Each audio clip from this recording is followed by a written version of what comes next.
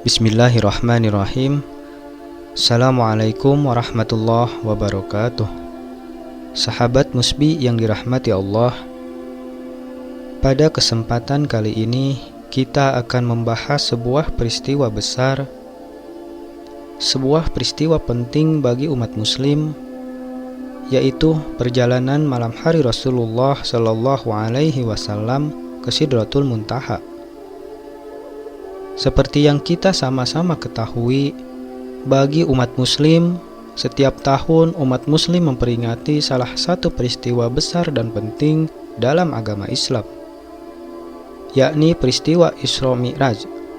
Perjalanannya Nabi Muhammad Sallallahu Alaihi Wasallam dari Makkah ke Baitul Maqdis dan ke Sidratul Muntaha pada tanggal 27 Rajab sekitar tahun 621 Masehi. Peristiwa ini menjadi sebab datangnya perintah umat muslim untuk menjalankan sholat 5 waktu. Sahabat Musbi yang dirahmati Allah, kisah Isra Mi'raj merupakan sebuah peristiwa penting yang terjadi dalam perjalanan hidup baginda Nabi Muhammad Sallallahu Alaihi Wasallam. Kenapa demikian? Karena para nabi dan rasul sebelum beliau, tidak ada satupun nabi dan rasul yang melakukan perjalanan seperti halnya yang dilakukan oleh Nabi Shallallahu Alaihi Wasallam, yaitu perjalanan Isra dan Mi'raj. Dalam Isra dan Mi'raj ini, Rasulullah Shallallahu Alaihi Wasallam melakukan perjalanan dari Masjidil Haram di Makkah ke Masjidil Aqsa di Yerusalem, kemudian menuju langit ketujuh dan ke Sidratul Muntaha. Perjalanan yang menembus langit ketujuh itu hanya ditempuh 1 malam atas perintah Allah Subhanahu wa Ta'ala. Di sanalah Nabi Muhammad Sallallahu Alaihi Wasallam menerima perintah dari Allah Subhanahu wa Ta'ala berupa sholat 5 waktu. Peristiwa Isra dan Mi'raj yang dialami Nabi Shallallahu Alaihi Wasallam dilukiskan dalam surah Al-Isra ayat 1, yang mana artinya sebagai berikut: Maha suci Allah yang telah memperjalankan hambanya, yaitu Muhammad, pada malam hari dari Masjidil Haram ke Masjidil Aqsa yang telah kami berkahi sekelilingnya, agar kami perlihatkan kepadanya sebagian tanda-tanda kebesaran kami. Sesungguhnya Dia Maha mendengar, Maha melihat. Terdapat beberapa versi soal tanggal, bulan, dan tahun peristiwa Isra dan Mi'raj ini. Namun yang paling umum diyakini adalah tanggal 27 Rajab sekitar tahun 621 Masehi.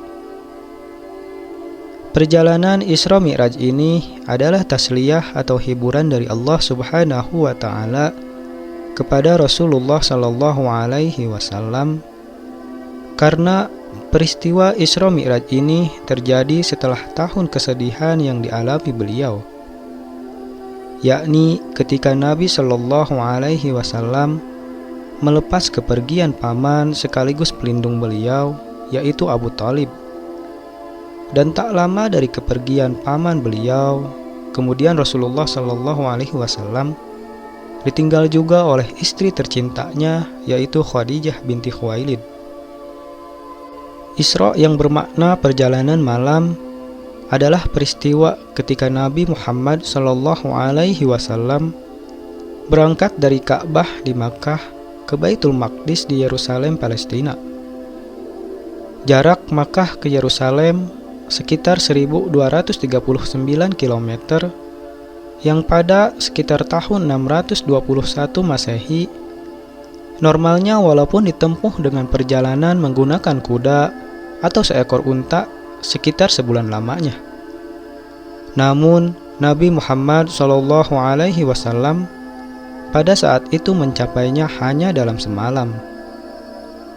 Makanya pada saat Rasulullah Shallallahu Alaihi Wasallam setelah pulang dari Isra Mi'raj dan memberitahu kepada para sahabat dan masyarakat sekitaran Ka'bah, dari sebagian mereka ada yang percaya, ada yang ragu-ragu, ada pula yang tidak percaya sama sekali, seperti halnya kaum Quraisy. Maka bertambahlah kebencian kaum kafir Quraisy pada saat itu, karena dianggap Rasulullah Shallallahu Alaihi Wasallam telah menceritakan suatu kebohongan dan kemustahilan. Karena mereka pikir bagaimana mungkin perjalanan dari Makkah ke Baitul Maqdis hanya ditempuhnya dengan 1 malam.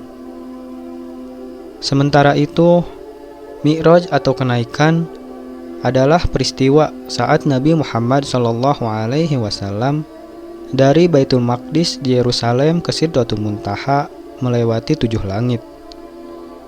Pada malam sebelum mengalami Isra dan Mi'raj, Nabi Muhammad SAW tengah bermalam di rumah Hindun binti Abu Thalib, sepupuh beliau yang dikenal dengan nama Ummu Hani. Setelah tidur sejenak, Nabi terjaga dan mengunjungi Ka'bah. Di sana, beliau mengantuk hingga terlelap.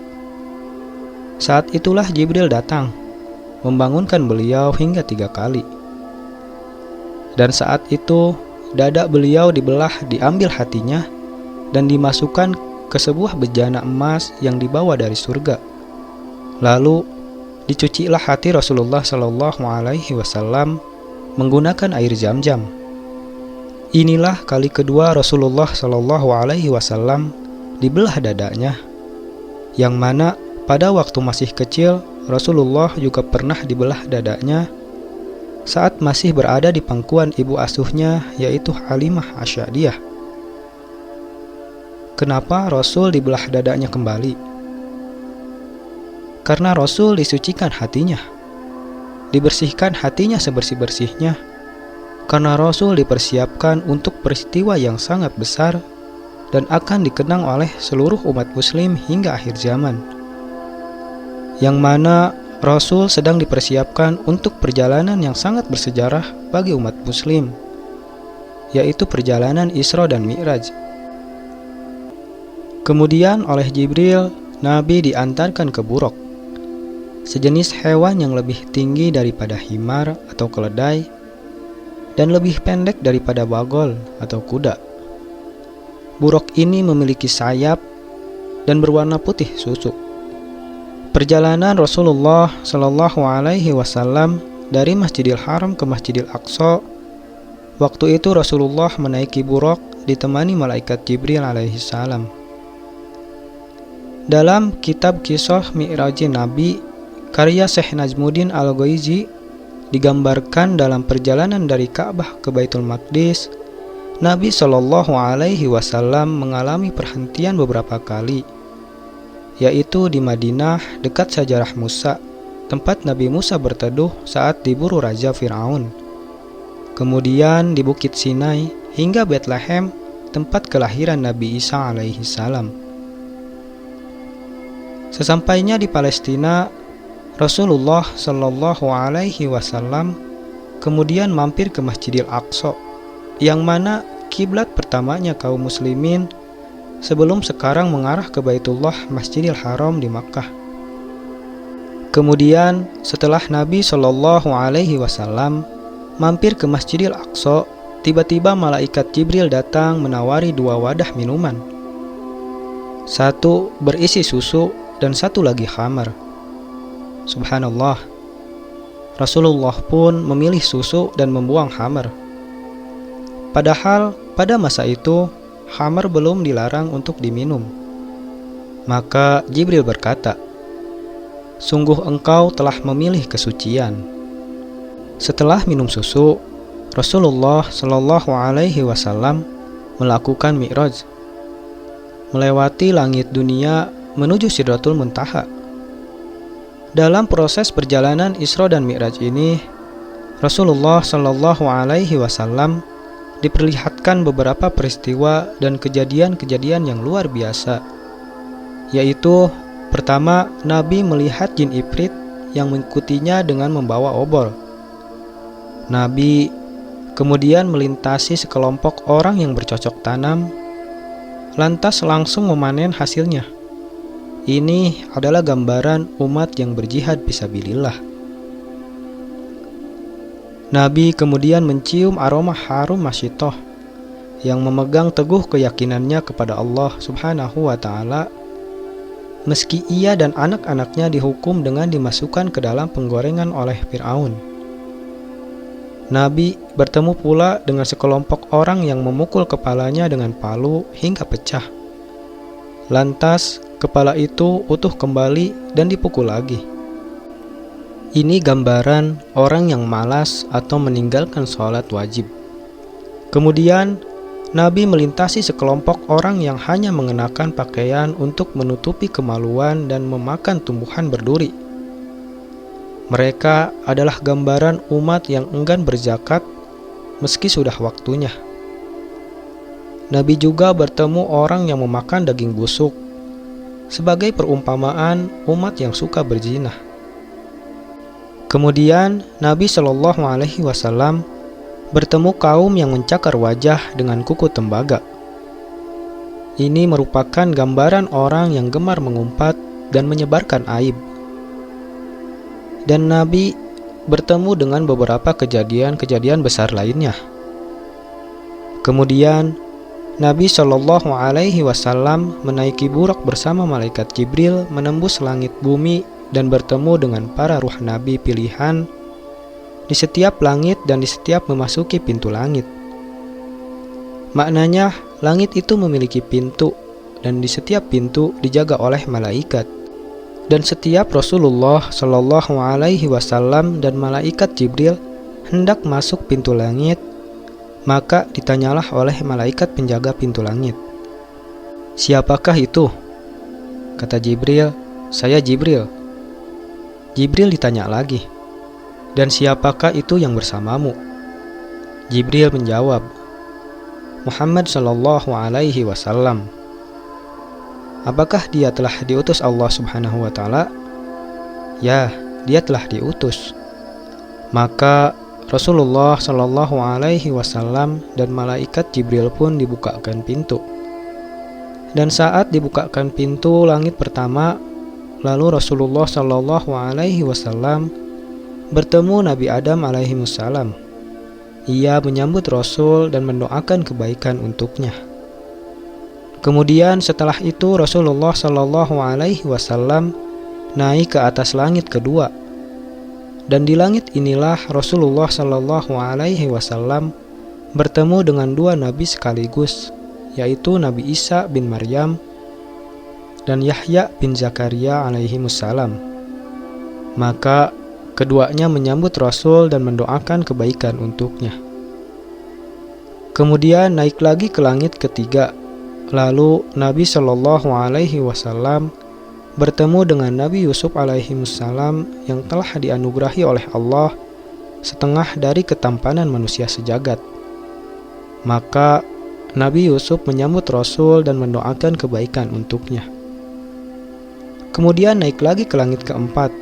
Lalu Nabi Shallallahu Alaihi Wasallam bertemu dengan Nabi Idris alaihimussalam. Ia menyambut Rasul dan mendoakan kebaikan untuknya. Allah telah berfirman untuknya, "Dan kami telah mengangkatnya ke tempat yang tinggi." Maknanya, satu-satunya Nabi yang meninggal di langit hanya Nabi Idris alaihimussalam. Kemudian naik lagi ke langit kelima. Di sini Nabi Shallallahu Alaihi Wasallam bertemu dengan Nabi Harun alaihimussalam. Ia menyambut Rasul dan mendoakan kebaikan untuknya. Kemudian naik lagi ke langit keenam. Dan disinilah Nabi Shallallahu Alaihi Wasallam bertemu dengan Nabi Musa alaihimussalam. Ia menyambut Rasul dan mendoakan kebaikan untuknya. Kemudian Nabi naik lagi ke langit ketujuh. Lalu Nabi Shallallahu Alaihi Wasallam bertemu dengan Nabi Ibrahim alaihimussalam yang sedang menyandarkan punggungnya di tiang Baitul Maqmur. Baitul Maqmur merupakan Ka'bahnya para malaikat, di mana tempat itu setiap harinya dimasuki oleh 70.000 malaikat yang tawaf di situ. Setelah selesai tawaf, lalu para malaikat itu keluar dari Baitul Maqmur dan mereka tidak kembali lagi sesudahnya. Besoknya datang lagi 70.000 malaikat yang berbeda yang melakukan tawaf di Baitul Ma'mur, kemudian keluar dan tidak pernah kembali lagi, begitu setiap harinya. Tidak ada yang tahu jumlah malaikat kecuali Allah Subhanahu wa Ta'ala, saking banyaknya. Nah, dalam peristiwa Mi'raj ini, mungkin dari sebagian kita ada yang bertanya, kenapa dari sekian banyak nabi dan rasul, kenapa bukan Nabi Nuh umpamanya, atau Nabi Sulaiman, atau nabi-nabi yang lainnya? Kenapa hanya nabi ini saja yang berjumpa dengan Nabi Muhammad SAW? Ternyata ada hikmah kenapa Allah memilih nabi-nabi yang berjumpa dengan Rasulullah SAW dalam perjalanan Mi'raj ini. Karena nabi-nabi ini ialah nabi yang paling banyak cobaannya ketika berdakwah.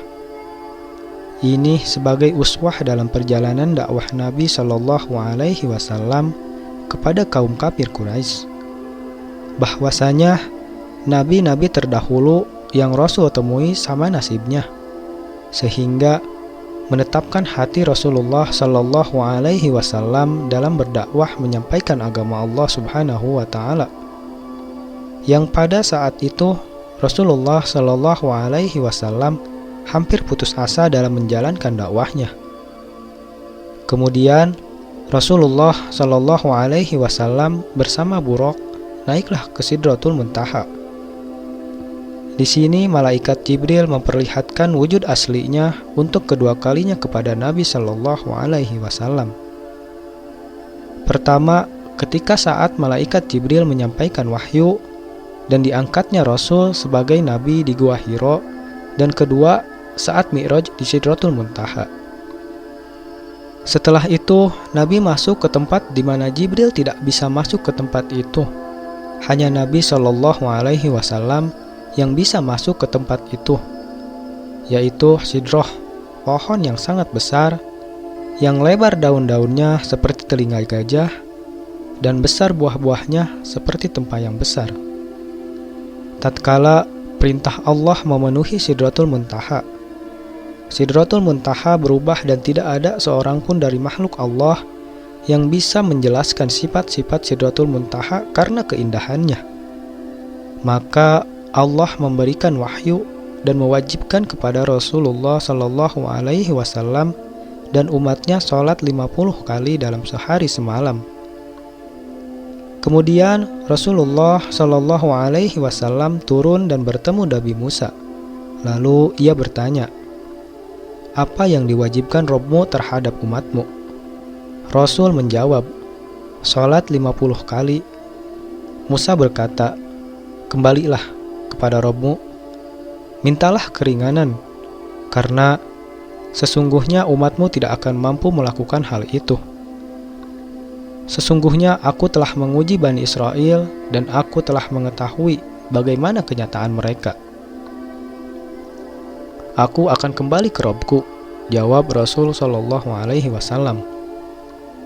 Rasulullah SAW terus bolak-balik antara Rabbnya dengan Musa, hingga Allah Subhanahu wa Ta'ala berfirman, wahai Muhammad, sesungguhnya kewajiban sholat itu 5 kali dalam sehari semalam. Setiap sholat mendapatkan pahala 10 kali lipat, maka 5 kali sholat sama dengan 50 kali sholat. Barang siapa berniat melakukan satu kebaikan yang dia tidak melaksanakannya, maka dicatat untuknya satu kebaikan. Dan jika ia melaksanakannya, maka dicatat untuknya 10 kebaikan. Barang siapa berniat melakukan satu kejelekan, namun dia tidak melaksanakannya, maka kejelekan tersebut tidak dicatat sama sekali. Dan jika ia melakukannya, maka dicatat sebagai satu kejelekan. Kemudian Rasulullah SAW turun hingga bertemu Nabi Musa kembali. Lalu Rasulullah memberitahukan kepadanya. Maka ia mengatakan, kembalilah kepada Rabbmu dan mintalah keringanan lagi. Rasulullah menjawab, aku telah berulang kali kembali kepada Rabbku hingga aku merasa malu kepadanya. Kemudian setelah itu Rasulullah Shallallahu Alaihi Wasallam kembali turun ke Baitul Maqdis dan diikuti oleh ruh para nabi dan para malaikat. Setiba di Baitul Maqdis, Rasulullah Shallallahu Alaihi Wasallam melaksanakan sholat 2 rakaat, mengimami ruh para nabi dan para malaikat. Usai melaksanakan sholat, Rasulullah kemudian kembali pulang ke Mekah menggunakan buruk.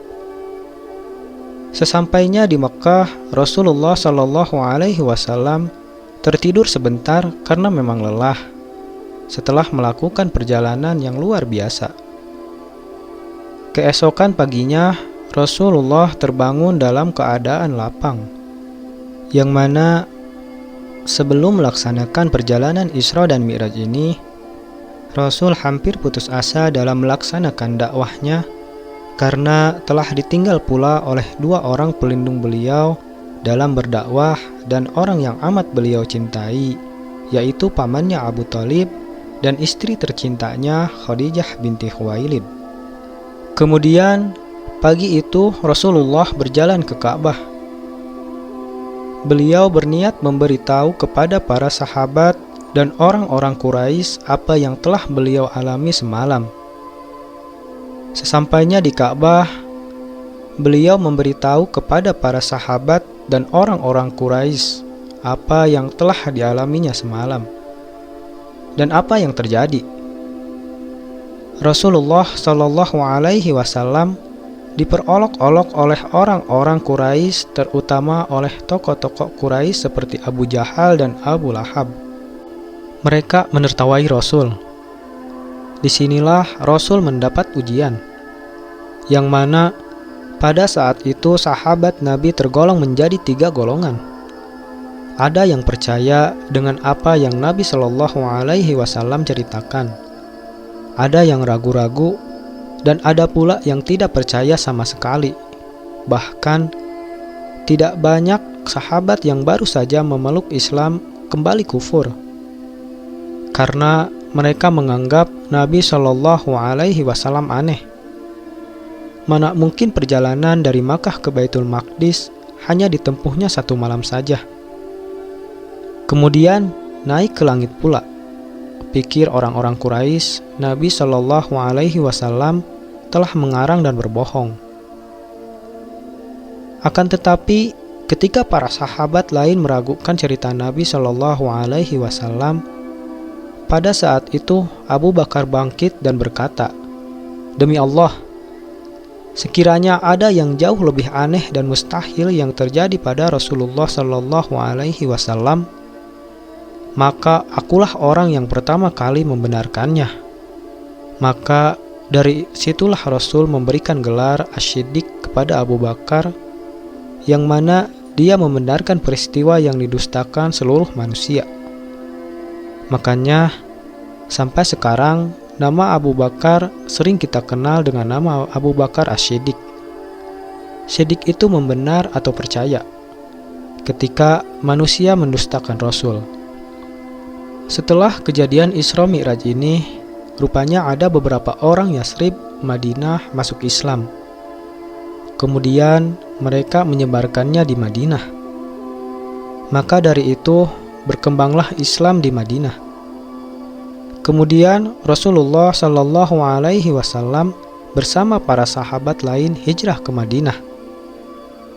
Sahabat Musbi yang dirahmati Allah, dalam perjalanan Isra Mi'raj ini banyak pelajaran dan hikmah yang kalau kita ungkap gak akan ada selesainya. Namun dengan cerita singkat yang saya bisa sampaikan ini, mudah-mudahan ada manfaatnya. Wallahu a'lam bishawab. Wassalamualaikum warahmatullahi wabarakatuh.